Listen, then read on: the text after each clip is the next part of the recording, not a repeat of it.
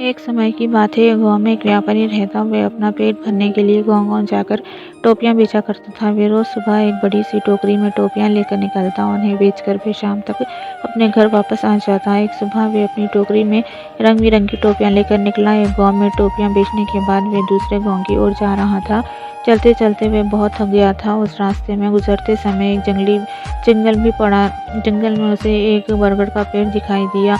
उसने सोचा क्यों ना एक पेड़ के नीचे बैठकर आराम कर लिया जाए। व्यापारी बहुत थका हुआ था। उसने टोपियों से भरी टोकरी को नीचे रख दिया, फिर सिर के टोपी को उतारकर नीचे रखा और गले से गमछे को उतारकर जमीन पर बिछा दिया और उस पर लेट गया। उसके बाद व्यापारी गहरी नींद में सो गया। जिससे पेड़ के नीचे व्यापारी सो रहा था, उसी पेड़ पर बहुत सारे बंदर रहते थे। व्यापारी के सोते ही बंदरों ने उसकी टोकरी पर हमला बोल दिया। बंदरों ने रंग बिरंगी टोपियों को लेकर खेलना शुरू कर दिया। कई बंदरों ने टोपियों को हाथ में भी पकड़ रखा था। बंदरों की उछल कूद से वहाँ शोर हुआ तो व्यापारी की नींद खुल गई। नींद खुलते ही व्यापारी के होश उड़ गए।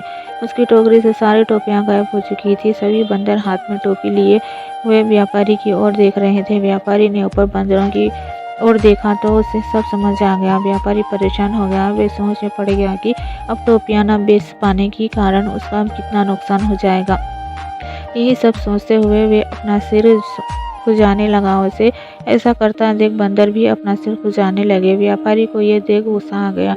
उसने गुस्से में अपने सिर पर अपना हाथ तेजी से मारा। बंदरों ने भी अपने हाथ से अपने सिर पर तेजी से मारा। बंदर को ऐसा करते देखा व्यापारी को समझ आ गया कि बंदर उसकी नकल उतार रहे हैं।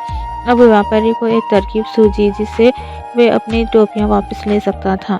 अब उसने जिस टोपी को सोते वक्त सिर के नीचे रखा था उसको सिर पर पहन लिया। बंदरों ने भी झट से अब हाथों में पकड़ी हुई टोपियां सिर पर पहन ली। अब व्यापारी ने सिर पर पहनी टोपी को जमीन पर फेंक दिया। बंदरों ने भी व्यापारी की नकल कर उतारते हुए अपने सिर पर पहनी हुई टोपियां जमीन पर फेंक दी। व्यापारी की तरकीब काम कर गई थी। उसने जल्दी जल्दी सारी टोपियां इकट्ठी की। टोकरी में सभी टोपियों को रखने के बाद व्यापारी वहां से तुरंत उन्हें बेचने के लिए दूसरे गाँव की ओर चल पड़ा। इस कहानी से हमें ये सीख मिलती है कि परिस्थिति चाहे जैसी भी हो, हमें घबराना नहीं चाहिए। हर हाल में हमें समझदारी से काम लेना चाहिए।